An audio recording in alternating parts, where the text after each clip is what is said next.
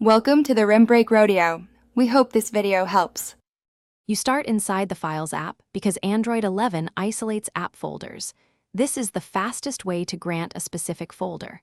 Once inside Files, navigate to the exact folder you need the other app to access. Make sure you're using the system Files Picker and not a third-party file manager. Tap the folder so it's visible, then get ready to use the System Chooser. This hands control to Android Storage Access Framework, which is the only reliable method on Android 11. Now switch to the app that showed "Can't use this folder" and choose the action to open or add a file. When the System Files Picker appears, navigate to that exact folder instead of selecting individual files. Once there, use the three-dot menu or long press and select "Use this folder" or "Select folder." Android will display a permission prompt asking you to allow access to that folder for this app.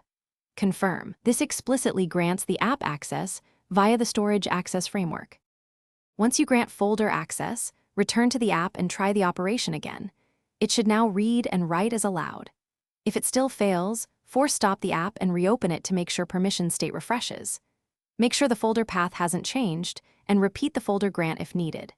If problems persist, clear the app's cache, not data, and re-grant access with the Files Picker.